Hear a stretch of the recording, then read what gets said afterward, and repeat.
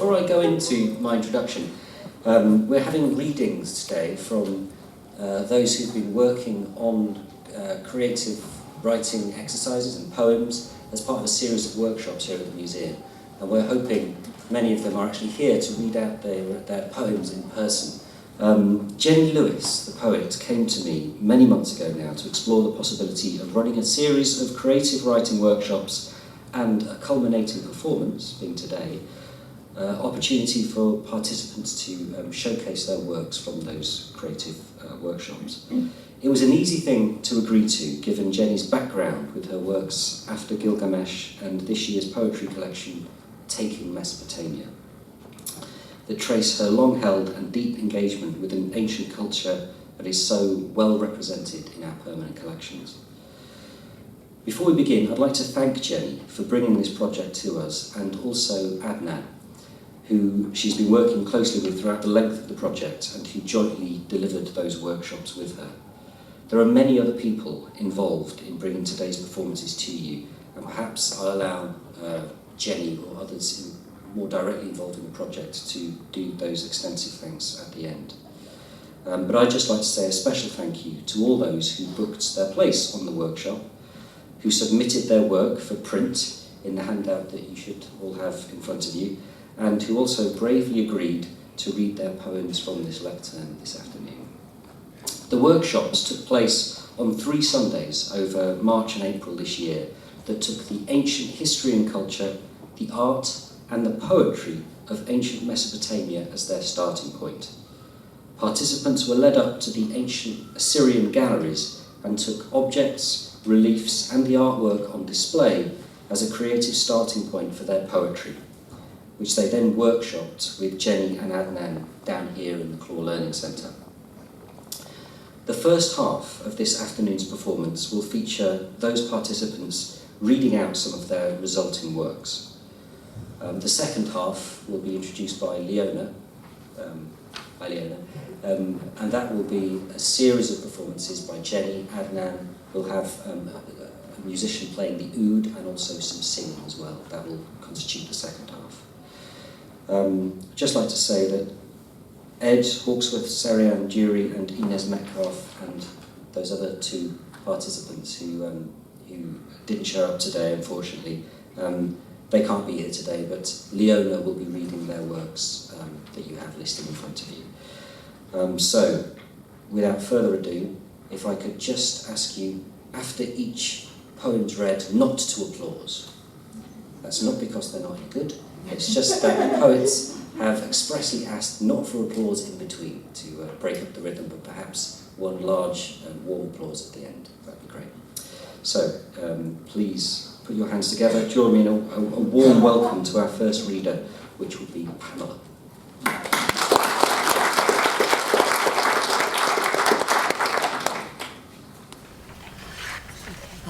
Hello, I'm Pamela Edwards, and this piece is about finding the ancient Mesopotamian collections within the British Museum.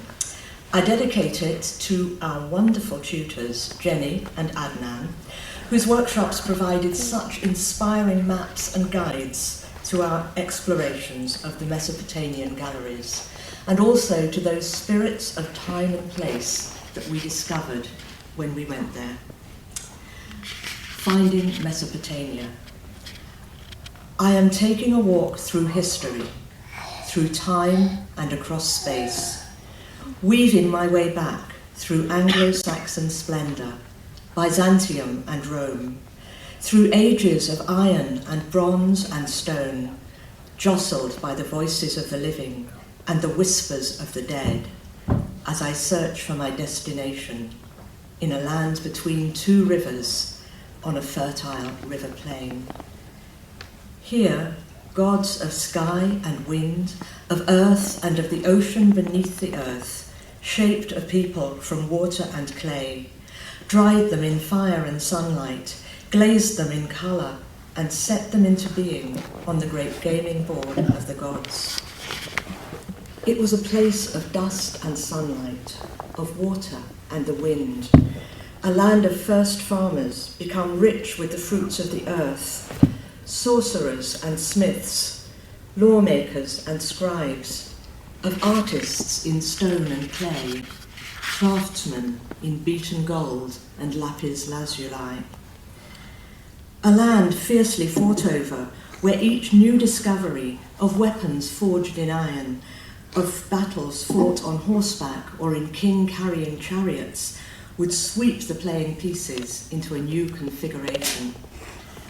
A land where the people fought back, bargained with their gods of sun and wind and water, of love and plenty, of war and plague and famine, with magic and talismans and sevenfold curses.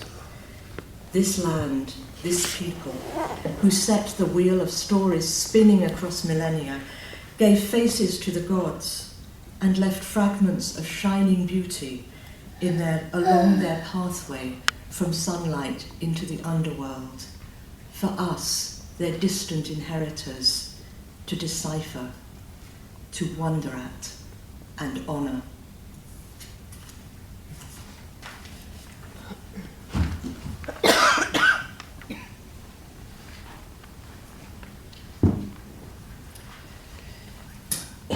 Hello everyone, my name is Lyn Thornton, and the first poem, Sumerian Woman, Body 53.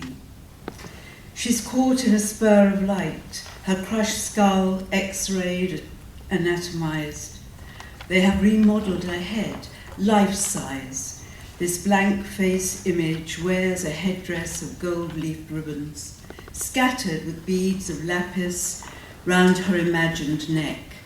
A pendant of carnelian, jasper, agate.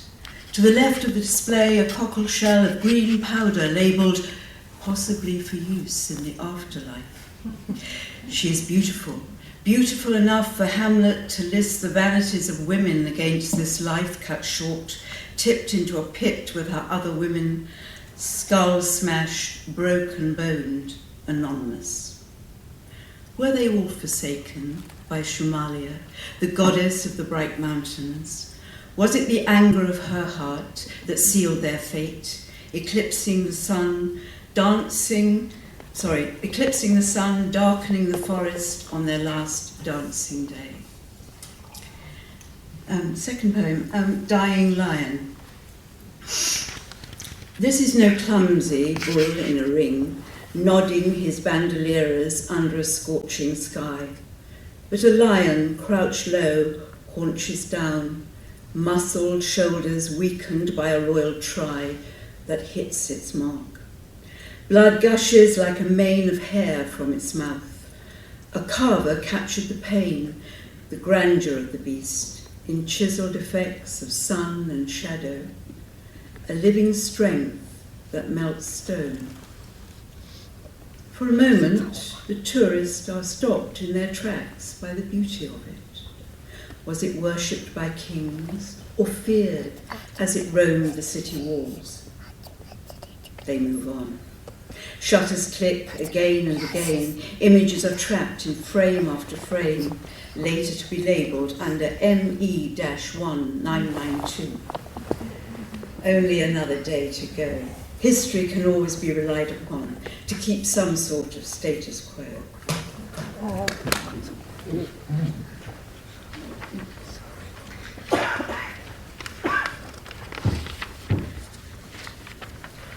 I'm Daphne Gloag, and my first poem is Not Music or Lapis Lazuli. Is that why the horses look so cheerful? They are trampling on the bodies of the enemy as if they are clods of earth, bodies twisted like wet rags, blood staining them. They will not be buried in the grave of a queen with attendants to wait on them for all eternity. Their hands will not rest on the strings of a lyre adorned with gold and lapis lazuli, adorned with the golden head of a bull, Shamash, the sun, the light. A lyre that used scales like ours, just as my body one day will be like those bodies, untouched by music, by lapis lazuli, by the light of the sun.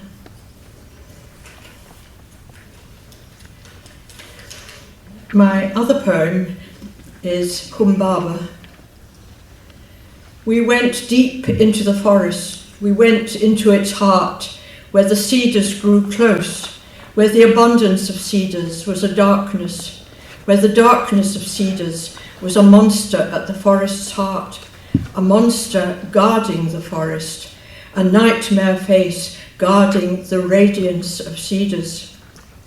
People said, "Kill the nightmare," and we replied, "How can we kill the dark at the heart of the forest?" But they only said, "Don't let the monster run wild." So we killed what was guarding the strength of cedars. We cut down the cedars, cut down the tree that was piercing the sky. We cut the trees into logs, into planks, into wood, for fine furniture to adorn our houses.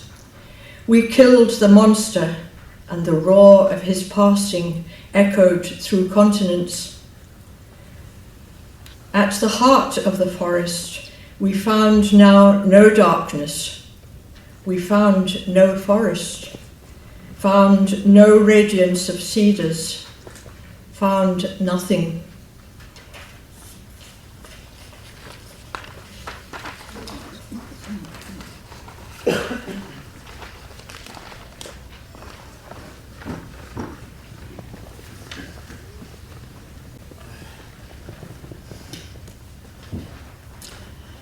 I'm Carol DeVaughn.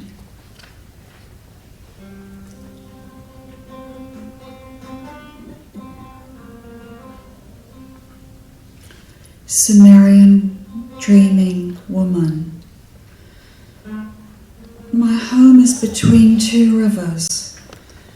When the sky turns indigo and the moon rises, my sisters, Tigris and Euphrates, confer with each other, drink the light of the rising moon, carry it into the waters of my dreams.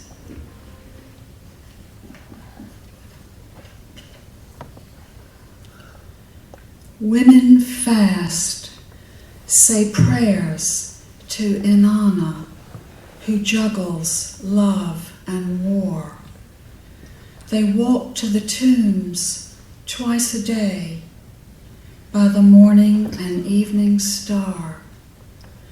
They wear gold headdresses of date leaves, barley sheaves, and 8-pointed stars. They're weighed down by loss. Their husbands are gone. They remember evenings sharing chickpeas, garlic and onions, and date wine. They remember nights sleeping and waking warm. They remember peacetime.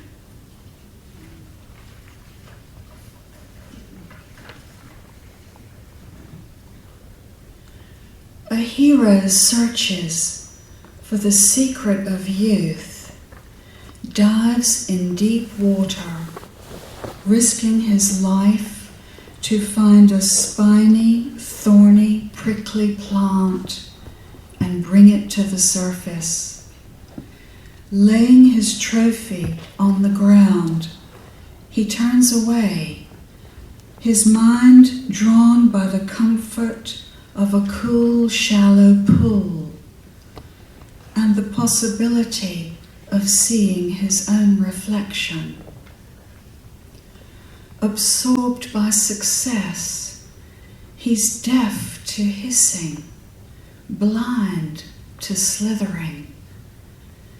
He turns, sees another shedding its skin. Perhaps it's all in the turning and knowing when, or living and dying for 7 cycles, then waking, feasting forever on freshly baked bread.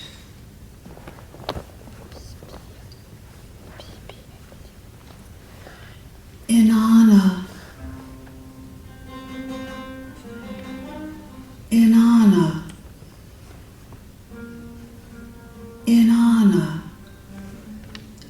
heaven. From your house in the sky, let harmony come from the song of the oud. Let it fill dwelling places throughout this city and beyond.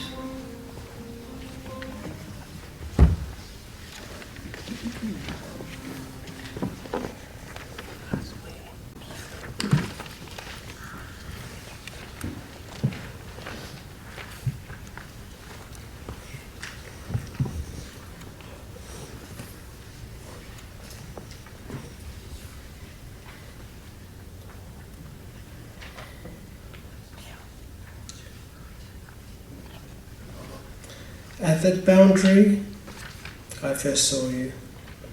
At that boundary, first you sang. At that boundary, I first touched you. At that boundary, first you sang. At that boundary, first I loved you. At that boundary, first you sang. At that boundary, I first praised you. At that boundary, first you sang. That boundary, first I gave you as I held you in my arms. That boundary, you first took from me as I held you in my arms. I curse the day I first gave in to you. I curse the first day you came. I curse the day you first sang to me. Now knowing each day might be my last.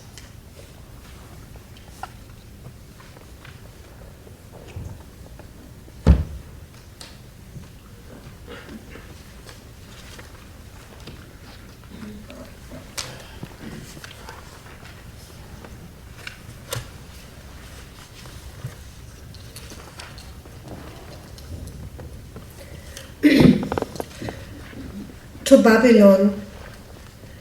That is what they taught me about you.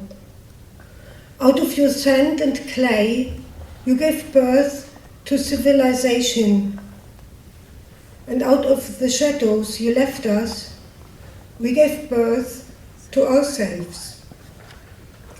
Our dreams of immortal greatness, our metropolitan nightmares, our longing to set flighty things in stone were rocked in your cradle. You brought lions and dragons down from the mountains, surrounded them with walls to form arenas, framework to tame what was wild. You gave names to the nameless and squeezed them into wedges to make them yours. With your hats like towers and your beards tied in pearl strings, went you alien. With your huge eyes of wonder, aren't you near?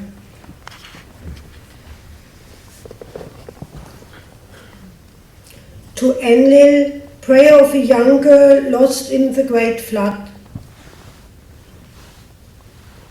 You have swallowed the house granddad built, the dusty yard Mum had our goats in for milking, and the amulet Auntie made to fight my toothache. Give us our home back. You have swallowed the youth hanging around the house in order to ask my father for my hand in marriage. Had he ever gathered the courage? He had handsome curls, eyes like obsidian, and nasty pimples. Give us our future back. You have swallowed the footsteps I left in the mud of the garden when I just learned how to walk. Tiny traces, evidence of a me that used to be me. Give us our past back. You have swallowed the graves, Uncle's oversized skull and my baby sister's tiny fingers in the cemetery. Grandma's stories from the time she was a girl, and our city's law carved into the steel at the market square. Without that, what are we supposed to be?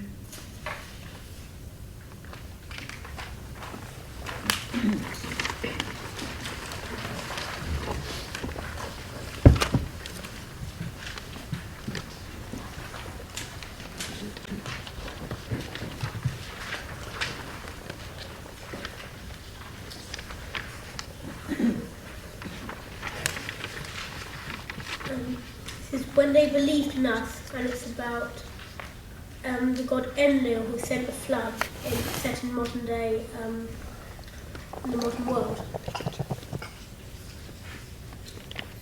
They believed in us once, said Enlil one day. Look what we are now, gods living on straw and hay.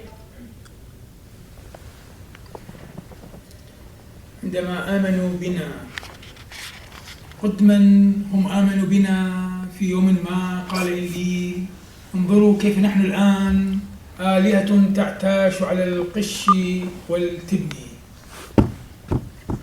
If only I'd sent another flood to wash those pests away, the humans that forgot their place and now are glad and gay. لو كنت قد أرسلت طوفانا آخر ليزيل تلك الآفات بعيدا، البشر الذين آمنوا، البشر الذين نسوا مكانتهم والآن هم سعداء وفرحون.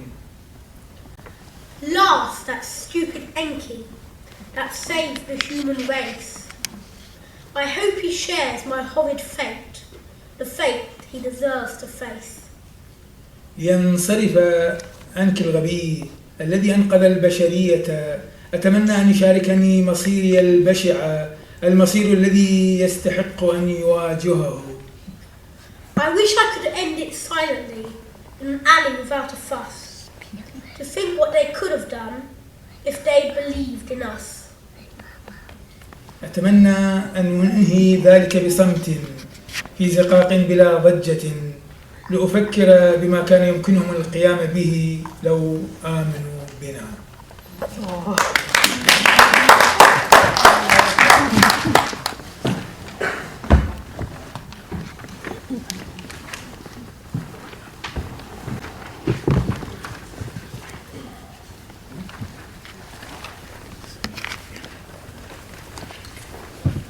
Good afternoon, I'm Bridget Walker, and the first poem is The Silver Lyre. At the banquet they danced and sang, plucking notes from the 11-stringed lyre, pitching their song to the bullhead lyre, feet kissing the earth, hips swaying, hearts raised by music to heaven. In their midst the fire was kindled, hearts burned, heads turned. The golden ribbons flashed in the flame, advancing, retreating, turning and burning, the fire in the blood rising, yearning. The women met death in their dancing clothes, glittered and gleamed in the great death pit. Millennia crushed their bodies to dust, broken bones among golden beads and the silver pegs of the broken lyre. Centuries on, their dust was disturbed. By their dust was the face of the sun darkened, the dead dismembered, collateral damage. The girl in the golden headdress became an exhibit called Body 61. The lyre is mute in a cage of glass. On the bullhead lyre in lapis, silver and pearl, lions humped gazelle. The second poem is Attributions. See the god on his dais, see the horned crescent moon, see the worshippers dance, see them raise up their arms, see them invoke his power, power of blessing and curse, of Nana, the god of the moon. not a god, but a king on his throne, not Nana, but Ur-Hamu, not worshippers hymning praise, but a supplicant led by the hand, the governor Hash-Hamer, who will fear and serve the king, his pledge made beneath the moon. The truth of the past is splintered. We pick up parts, form shapes from the shards.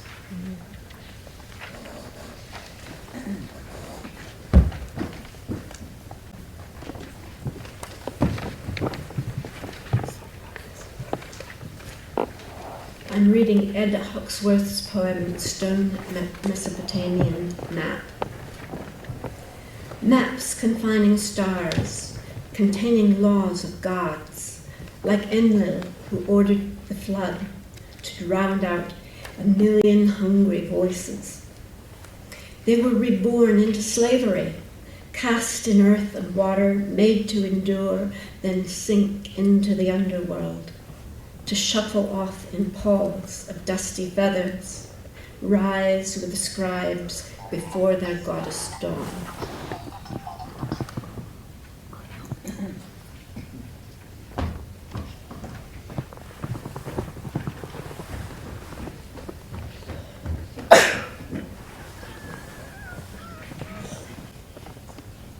Hi, my name's Arun Sharma, and this is my poem called The Gifts of Anu. Take these, the gifts of Anu. Mountains will part as you thunder down the valleys of Sumer. Enter the temple of Ninhursag and smite Imdigud with this golden bolt. Slay the serpent in their hearts, draw the venom from their veins. Free the peoples from this terrible yoke and lift the lands from death's dark stroke. Long have you wandered the wilderness and suffered relentless scorn. Now you will rise to greatness and blow your golden horn.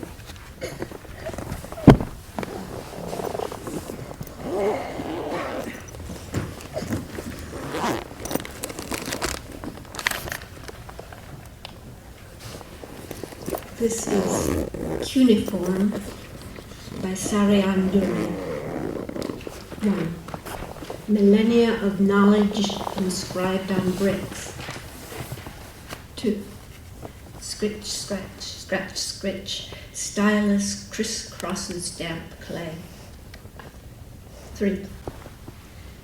Ripple, trickle, trickle, ripple, rivulets cross the marshes, rivers swallowed land in watery gulps. 4. Ea had heard the noise of man. He had heard enough. He called on Atrahasis to build a coracle, a round arc of coiled rope and bitumen. 5. Scritch, scratch, scratch, scritch.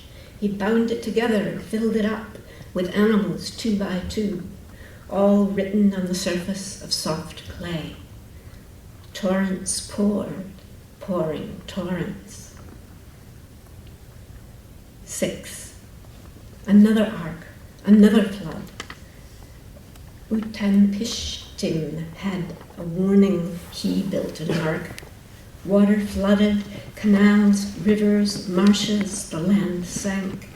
He floated on the surface of the water till he sent out a bird to find dry land. 7. Pouring down, deluge pouring down, downpouring. Again said God, he was tired of man. Another boat to be built, high and wide. Animals again came 2 by 2. Noah floated till birds found land on Uratu or Ararat. Scritch, scratch, scratch, scritch. Another brick inscribed.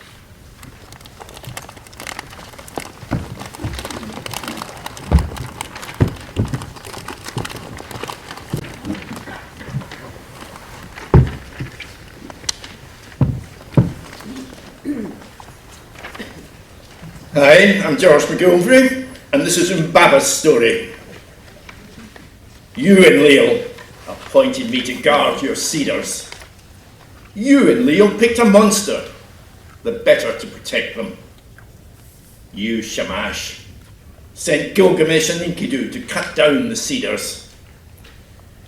You, Gilgamesh, wanted to destroy the cedars to redevelop your city. You, Enkidu, helped your friend without asking if he had the right. You, Gilgamesh, killed me, sent me to live as a bird in the underworld. You, Pazazu, helped them by providing winds. You, Enkidu, I do not need revenge. You will join me in the underworld. You, Gilgamesh, will seek eternal life.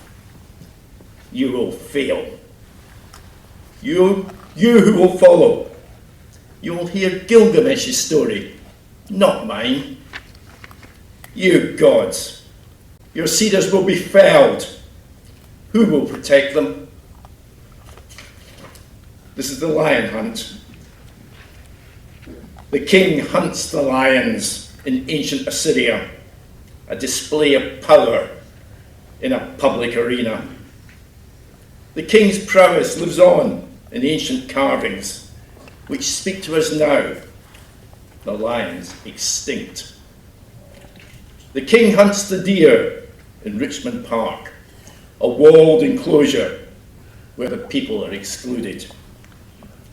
The power of the kings lives on through our history, an illusion of bravery. The deer live only in these parks. The rich hunt the grouse, a new elite showing its power, far from the people, going back to a fake nature. It's all a show, a spectacle put on to impress by the rich and privileged. Why do we tolerate them?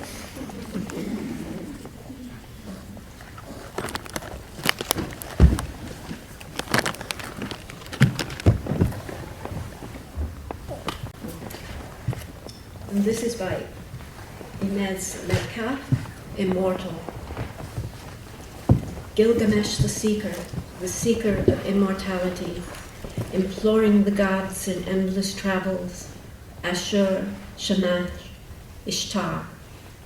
They gave him a flower, fragrant flower, fragile flower, foolishly lost.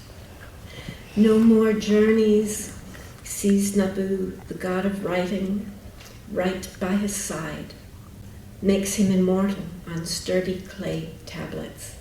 Gilgamesh lives millennia later.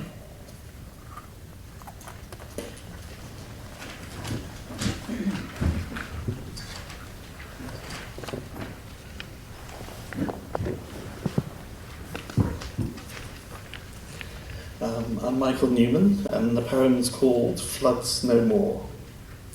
Shadows scratched and pushed by thumb and fingers, unread by thousands, patterns pressed into the clay, glanced and scanned at, its stories once buried beneath the corner of a ziggurat, illuminated in its glass cage.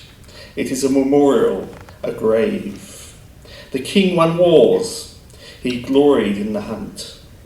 The creators of four stories that so echoed each other to prove a story was there. A committee agreed. Here was language from the scratches and shadows. The white card, printed and read to learn, tells the story, but is a grave to minds that have yet to see their own stories, when no longer will there be floods, and the noise of human beings will simply be the sound of poetry.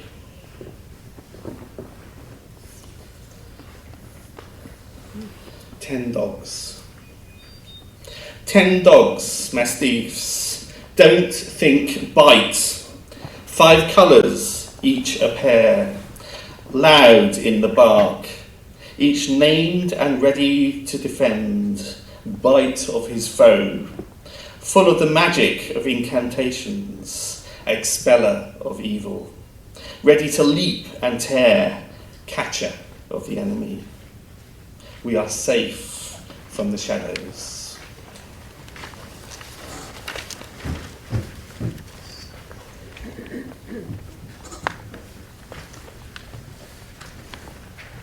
Hello everybody, I'm Catherine Faulds. Objects removed for temporary loan.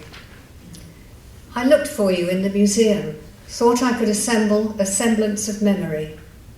I found a likely torso in ancient Greece, matched it, getting the seams right, with a delightful Roman head. Limbs proved to be difficult. I tried lots, looting from Nineveh to Henry Moore. None was exact enough to complement that classical body, or perhaps I'm beginning to forget what goes where. In the end, Rodin fitted the bill. His arms and legs, hands and feet attached, were vague enough for a bit of fudging at the joins. I went back to the head. Sculptors say the more you add, the more you change, or did the photo fit expert tell me that? Anyway, the Roman head just didn't go and had to go. Days later, downstairs among the redundant objects, I noticed that head full of frozen blood. So human, so you.